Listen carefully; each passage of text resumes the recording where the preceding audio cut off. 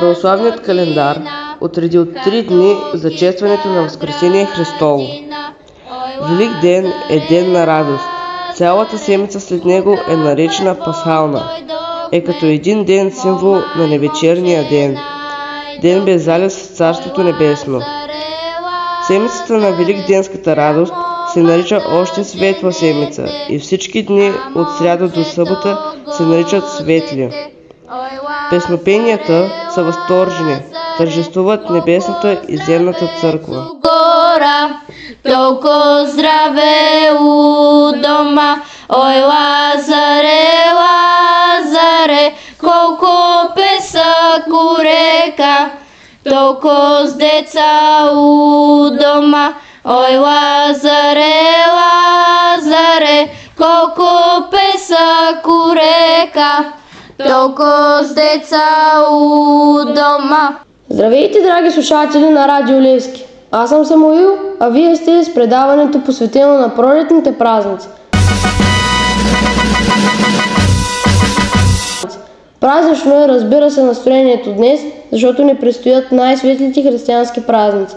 А и няма какво да се лъжем, предстои ни отново ваканция. Честно да ви кажа, това ми е любимата ваканция и знаете ли защо? Защото ми напомня колко близо сме всъщност до края на учебната година. И хоп, хайде пак на ваканция. Моренце, това, абе нямаме търпение. Ваканция, ваканция, ваканция, ура! Довиждане училище, довиждане училище, здравей, здравей, здравей, здравей игра. Продължаваме с нашата програма, в която следва да чуем изпълнението на вокална група Лъвчета, които със своето акапелно изпълнение ще ни създадат онова празнично настроение, което създадоха и на жителите на нашия град само преди няколко дни. Билай, мама Лазаре, зелен венец, на венеца Лазаре, пъстри китки. Вилай, мама Лазаре, зелен венец, на венеца Лазаре, пъстри китки. На венеца Лазаре, пъстри китки Лазаре, босилкови. На венеца Лазаре, пъстри китки Лазаре, босилкови. Юна гледа Лазаре и се чуди, как да вземе Лазаре бедна китка. Юна гледа Лазаре и се чуди, как да вземе Лазаре една китка. Пак се спусна Лазаре, тая грабна Лазаре без да пита. Пак се спусна Лазаре, тая грабна Лазаре без да пита. Люто мама Лазаре, юна кълне Лазаре да отиде.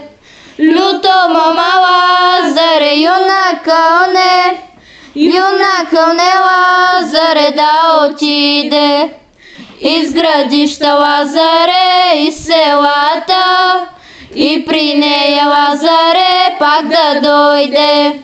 Из градища Лазаре, из селата, и при нея Лазаре пак да дойде.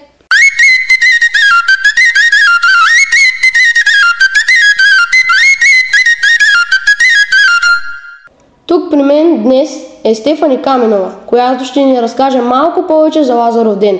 За традицията накратко. Ще ни е любопитно да чуем и как протичат празниците в нейното семейство.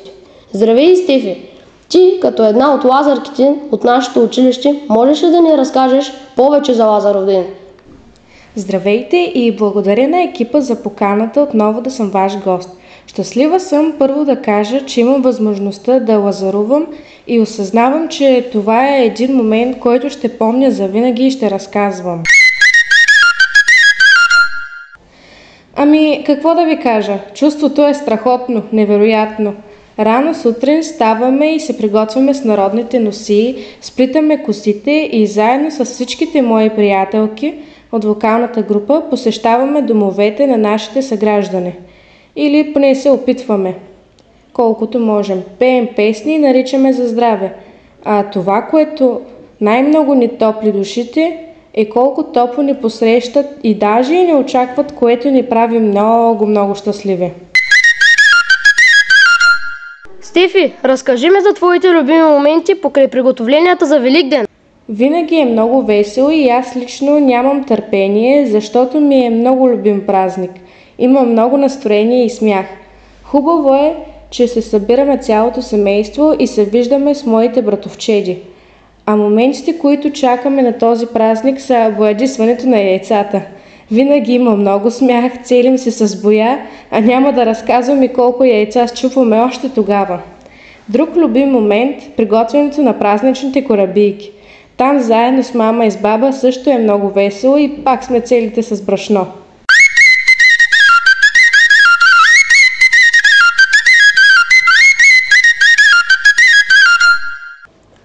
Благодарим ти, Стефи, че беше наш гост и че за миг сякаш успяхме виртуално да ти бъдем на гости.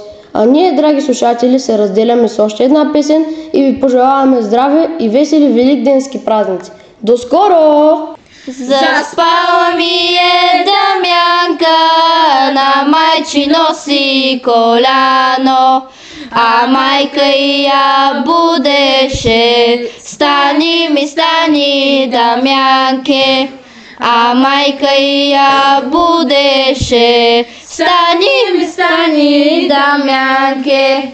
Да погледаш лазарки, как хубаво играят.